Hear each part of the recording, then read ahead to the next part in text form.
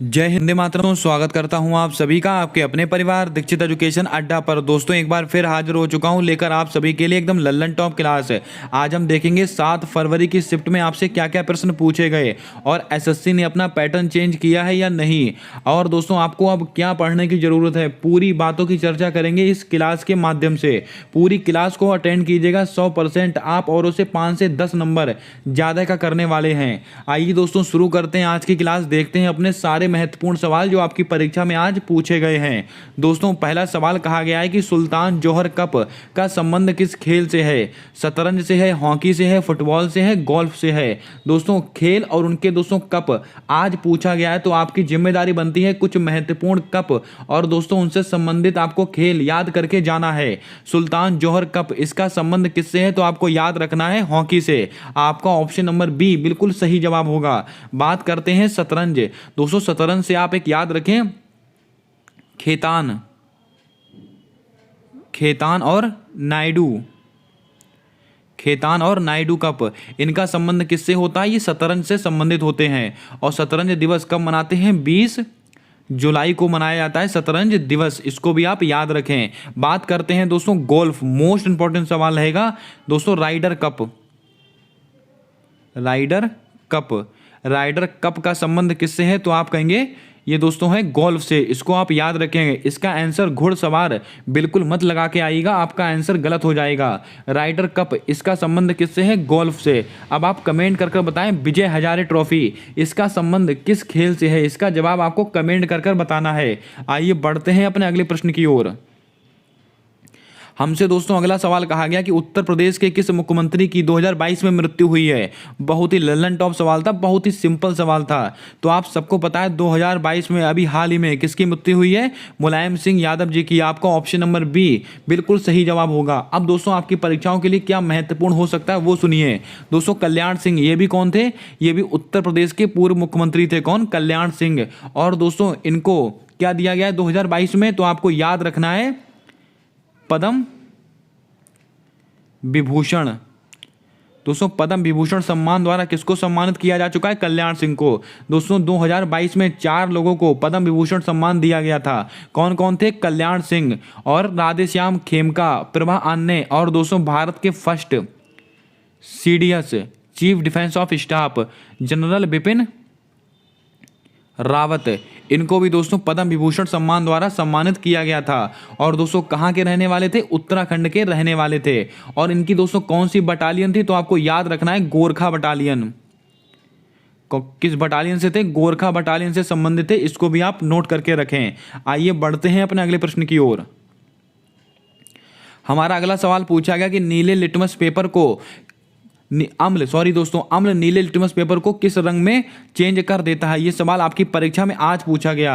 बहुत ही सिंपल सवाल है, आप सब जानते हैं जो अम्ल होते हैं वो नीले लिटमस पेपर को कैसा कर देते हैं? लाल कर देते हैं। आपका ऑप्शन नंबर बी बिल्कुल सही जवाब होगा। दोस्तों आपको पता होगा पीएच पैमाना, पीएच पैमाना ये कहाँ से होता है? 0 से 14 तक होता है और बीच में कितना होता है? 7, यानी कि इसको बोलते हैं उदासीन, उदासीन, इसको आप याद रखें। अगर दोस्तों पीएच का मान 7 से अधिक होगा तो क्या होगा? क्षारीय।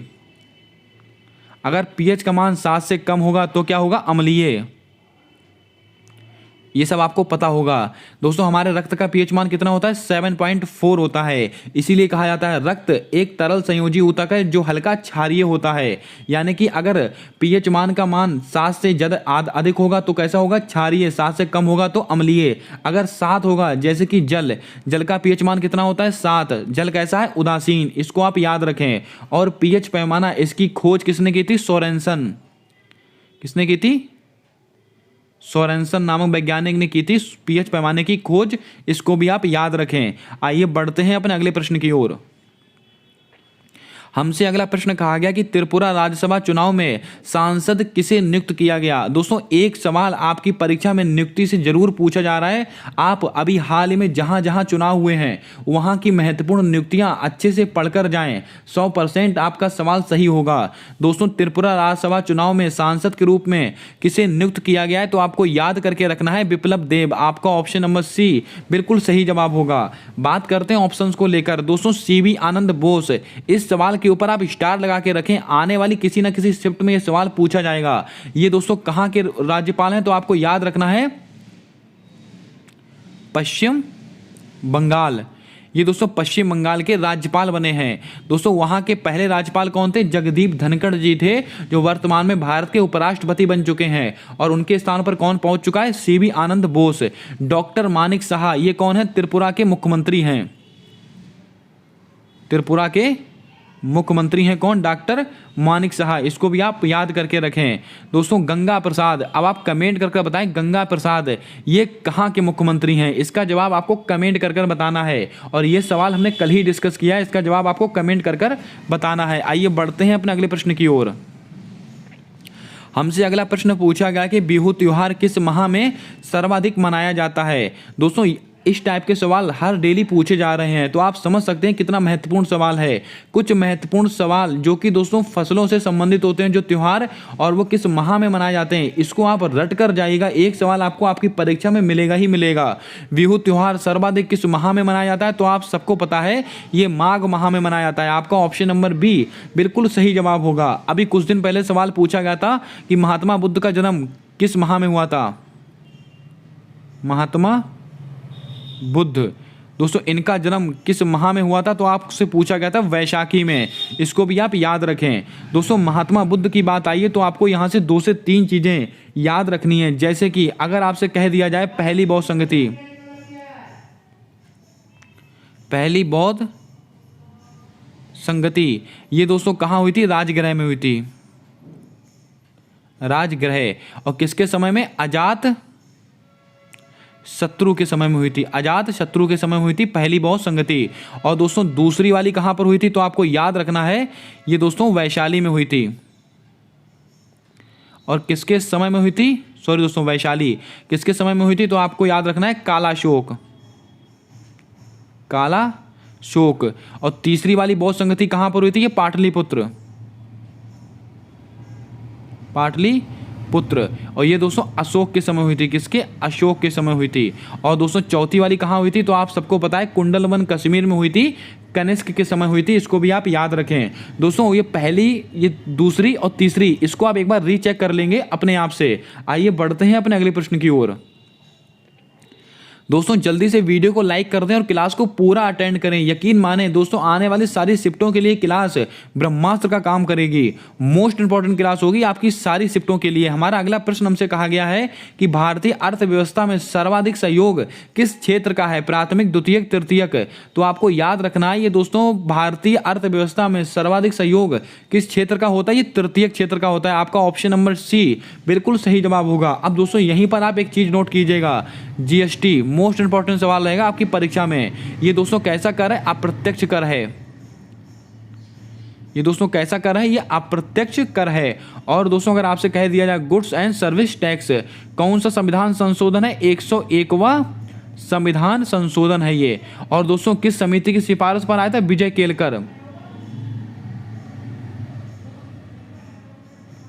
विजय केलकर समिति की सिफारिश पर आया था जीएसटी। इसको भी आप याद रखें। अगर आपसे कह दिया जाए जीएसटी काउंसिल, जीएसटी काउंसिल का उल्लेख किस अनुच्छेद में? 279A, ये जीएसटी काउंसिल है। और दोस्तों अगर आपसे कह दिया जाए केवल जीएसटी का उल्लेख किसके अंदर है?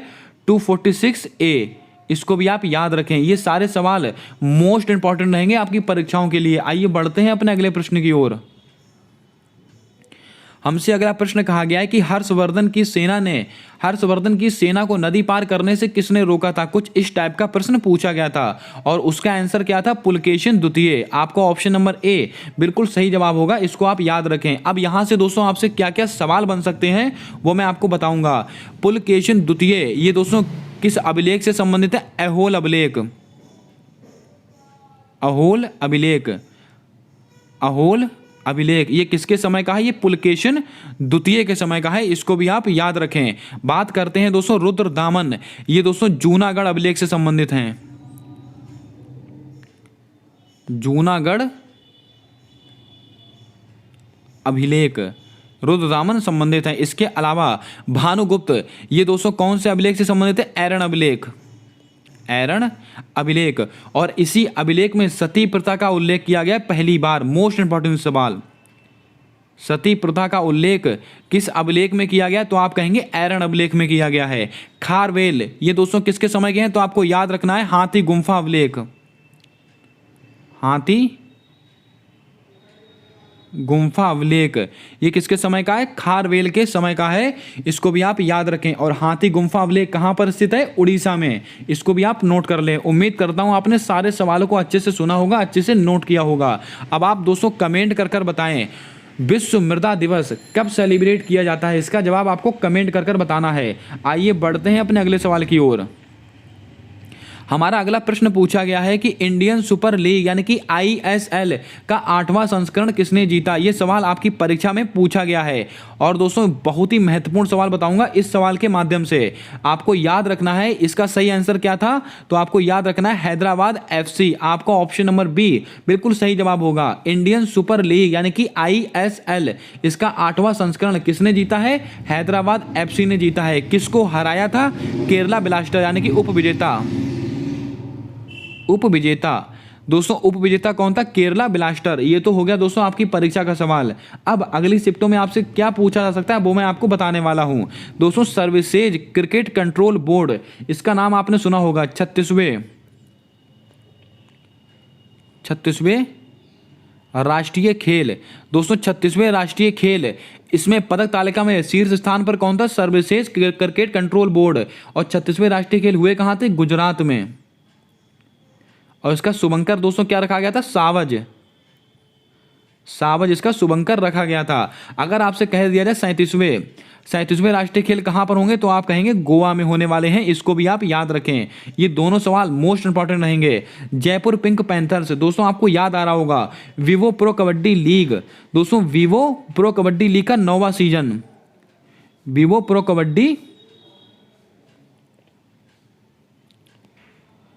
कबड्डी लीग, इसका 9वां सीजन किसने जीता है? जयपुर पिंक पैंथर्स ने जीता है। और किसको हराया है? पुनेरी पल्टन को हराया था। इन दोनों सवालों को भी आप याद रखें। आइए बढ़ते हैं अपने अगले प्रश्न की ओर।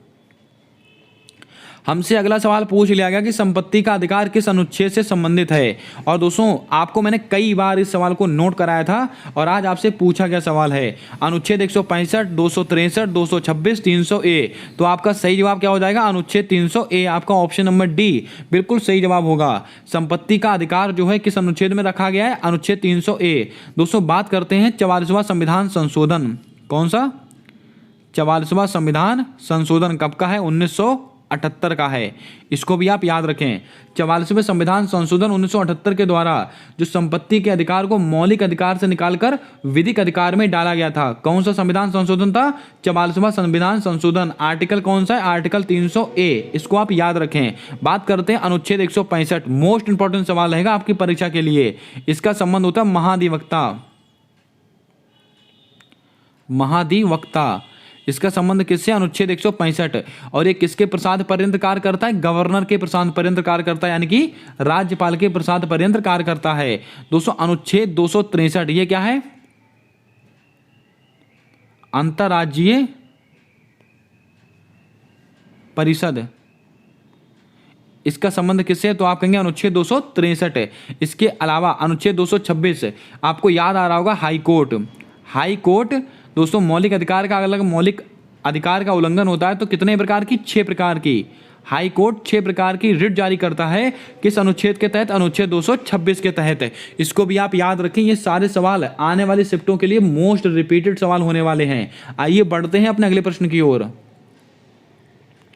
बहुत ही सिंपल सवाल पूछा गया था कि भारत के पूर्व उपराष्ट्रपति कौन थे? रामनाथ कोविंद, वेंकैया नायडू, जगदीप धनखड़, DY चंद्रचूड़। दोस्तों बहुत ही सिंपल सवाल पूछा गया था। तो आप सबको पता है भारत के पूर्व उपराष्ट्रपति कौन थे? आपको पता है वेंकैया नायडू। आपका ऑप्शन नंबर बी बिल्कुल सही जवाब होगा। और वर्तमान में कौन है? जगदीप धनखड़ जी हैं। वर्तमान में कौन है? जगदीप धनखड़ जी। दोस्तों आपको याद होगा भारत का उपराष्ट्रपति राज्यसभा का पदेन सभापति होगा। अनुच्छेद 64 में है। अब आप कमेंट करके बताएं भारत का एक उपराष्ट्रपति होगा, ये किस अनुच्छेद में कहा गया है? इसका जवाब आपको कमेंट करके बताना है। दोस्तों DY चंद्रचूड़ ये कौन है? 50वें चीफ जस्टिस ऑफ इंडिया। कौन है दोस्तों? तो आपको याद रखना है डीवाई चंद्रचूड़, इसको भी आप नोट कर लें, अति महत्वपूर्ण सवाल है। रामनाथ कोविंद कौन है? तो आपको याद रख होगा दोस्तों, ये हमारे प्रेसिडेंट है, पूर्व प्रेसिडेंट कौन है? रामनाथ कोविंद जी। आइए बढ़ते हैं अपने अगले प्रश्न की ओर। दोस्तों हमसे अगला सवाल कहा गया है कि फुटबॉल के मैदान के गोल पोस्ट की ऊंचाई कितनी होती है। मैंने आपसे दोस्तों कहा था कुछ मैदान जिनके दोस्तों लंबाई चौड़ाई आप याद करके जाएं, हर शिफ्ट में आपको सवाल मिलेगा। आज आपसे पूछा गया है, तो मैंने आपको बताया था फुटबॉल के मैदान के गोल पोस्ट की ऊंचाई कितनी होती है? 8 फीट होती है। आपका ऑप्शन नंबर बी बिल्कुल सही जवाब होगा, इसको आप ध्यान में रखें, मोस्ट इंपॉर्टेंट सवाल रहेगा। दोस्तों फुटबॉल के मैदान में खिलाड़ियों की संख्या कितनी होती है? तो आपको याद रखना है 11 खिलाड़ी होते हैं। बात करते हैं दोस्तों इसकी लंबाई की। अगर आपसे पूछी जाए फुटबॉल के मैदान की लंबाई कितनी होती है, तो आपको याद रखना है 91 से 120 मीटर। अगर आपसे कह दिया इसकी चौड़ाई कितनी होती है फुटबॉल के मैदान की, फुटबॉल के मैदान की चौड़ाई कितनी होती है, तो आप कहेंगे 45 से 91 मीटर। इसको भी आप याद रखेंगे, अति महत्वपूर्ण सवाल रहेगा आपकी परीक्षा के लिए। अगर दोस्तों आपसे कह दिया जाए खेलने की अवधि, फुटबॉल खेलने की अवधि ये कितनी होती है? 90 मिनट की होती है, 90 मिनट की, यानी कि 45 मिनट के 2 सेट होते हैं। इसको भी आप याद रखें। ये सब सवाल अति महत्वपूर्ण रहेंगे आपकी परीक्षा के लिए। आइए दोस्तों कुछ महत्वपूर्ण मैदान की लंबाई चौड़ाई मैं आपको नोट करा देता हूं, जो आने वाली शिफ्टों के लिए मोस्ट इंपॉर्टेंट सवाल बनेंगे। दोस्तों जैसे कि अगर आपसे कह दिया जाए बैडमिंटन, कौन सा दोस्तों? बैडमिंटन दोस्तों बैडमिंटन, यहां से आपसे क्या पूछा सकता है? तो आपको याद रखना है नेट की भूमि से ऊंचाई, नेट की भूमि से ऊंचाई। दोस्तों नेट की भूमि से ऊंचाई ये आपसे पूछी जा सकती है और ये सवाल मोस्ट इंपॉर्टेंट रहेगा। तो आपको याद रखना है 1.52 मीटर ये होती है नेट की भूमि से ऊंचाई, या इसको कह सकते हैं 5 फीट। 5 फीट इसको ऐसे भी हम बोल सकते हैं, इसको भी आप याद रखें। और दोस्तों अगर आपसे कह दिया जाए बैडमिंटन कोर्ट की लंबाई कितनी होती है, कोर्ट की लंबाई, तो आपको याद रखना है 44 फीट। और चौड़ाई दोस्तों कितनी होती है? चौड़ाई होती है 17 फीट। इन सब आंकड़ों को आप नोट कर लें, आपकी परीक्षा में हूबहू सवाल छपेगा। बैडमिंटन नेट की भूमि से ऊंचाई कितनी होती है? 1.52 मीटर, यानी कि 5 फीट। अगर आपसे कह दिया जाए बैडमिंटन कोर्ट की लंबाई कितनी होती है? 44 फीट। चौड़ाई कितनी होती है? 17 फीट। इसको भी आप नोट करके रखें। खिलाड़ी 1 या 2 खेलते हैं, आप सबको पता होगा। अब दोस्तों एक और महत्वपूर्ण चीज़ आप नोट कीजिएगा, जैसे कि अगर आपसे कह दिया जाए बैडमिंटन हो गया आपका वॉलीबॉल, सॉरी दोस्तों आप गोल्फ, ये महत्वपूर्ण रहेगा आपकी परीक्षा के लिए। गोल्फ दोस्तों, गोल्फ से संबंधित आपको 1 से 2 चीज़ें याद रखनी है, जैसे कि अगर आपसे कह दिया है गोल्फ का दोस्तों एक राइडर कप का संबंध किससे है? गोल्फ से संबंधित है। इसके अलावा अगर दोस्तों CM दोस्तों एक कप होता है CM ओपन कप, ये सब महत्वपूर्ण रहेगा। CM ओपन कप, इसका संबंध किससे है? इसका संबंध भी गोल्फ से है। एक होता है मर्फी कप, इसका संबंध किससे? इसका संबंध भी गोल्फ से है। इसको भी आप रट डालें, आपकी परीक्षा में 100% आपसे सवाल पूछा जाएगा। और दोस्तों एक लास्ट और नोट कर लीजिएगा, टेबल टेनिस, ये भी महत्वपूर्ण रहेगा। टेबल टेनिस दोस्तों, इसके लिए कितना होता है? टेबल की लंबाई कितनी होती है? टेबल की लंबाई ये कितनी होती है? 9 फीट। 9 फीट होती है टेबल की लंबाई, या दोस्तों इसको ऐसे ही बोल सकते हैं 2.74 मीटर। इसको आप ऐसे भी बोल सकते हैं, इसको भी आप ध्यान में रखें। और इसकी चौड़ाई कितनी होती है? तो आपको याद रखनी है, चौड़ाई होती है 5 फीट, सॉरी दोस्तों 5 फीट। और दोस्तों इसको हम बोल सकते हैं 1.52 मीटर, इसको भी आप याद रखें। इसके अलावा अगर आपसे दोस्तों कह दिया जाए जो नेट की ऊंचाई कितनी होती है, ये 2 से 3 चीज़ें महत्वपूर्ण है। नेट की ऊंचाई मतलब ज़मीन से नेट की ऊंचाई ये कितनी होती है? तो आपको याद रखना है 15.2.5 मीटर। इसको भी आप नोट कर लें, इतने आंकड़े आपको याद रखना है। कोई सा भी सवाल आपकी परीक्षा में आपसे पूछा जा सकता है। आइए बढ़ते हैं अपने अगले प्रश्न की ओर। दोस्तों हमसे अगला सवाल कहा गया कि तंजौर बाला सरस्वती का संबंध किस नृत्य से है। दोस्तों एक संबंध और उससे संबंधित नृत्य आपसे परीक्षा में रोज पूछा जा रहा है, इनको आप अच्छे से पढ़कर जाएं। तंजौर बाला सरस्वती का संबंध भरतनाट्यम से, कुचिपुड़ी से, मोहिनीअट्टम से, कथकली से है। तो आपको याद रखना है इनका संबंध है भरतनाट्यम। आपका ऑप्शन नंबर ए बिल्कुल सही जवाब होगा, इसके ऊपर भी आप स्टार लगा के रखें। दोस्तों कुचिपुड़ी कहाँ का है? आंध्र प्रदेश। कुचिपुड़ी कहाँ का है? आंध्र प्रदेश। कथकली मोहिनीअट्टम कहाँ के? केरल के हैं। भरतनाट्यम कहाँ का है? तमिलनाडु। इन सब सवालों को आप याद रखें। दोस्तों ये थे आज के कुछ महत्वपूर्ण सवाल और उन पर आधारित एक सटीक विश्लेषण। अगर आपको क्लास पसंद आई हो तो क्लास को लाइक कर दें। चैनल पर नए हो तो चैनल को सब्सक्राइब करके बेल वाला आइकन ध्यान से दबा लें, क्योंकि आने वाली सारी वीडियोज़ के अपडेट आप तक आसानी से पहुँचते रहें। मिलते हैं आने वाली अगली वीडियो में, तब तक के लिए जय हिंद, जय भारत। दोस्तों अपना सपोर्ट, अपना प्रेम बनाकर रखें।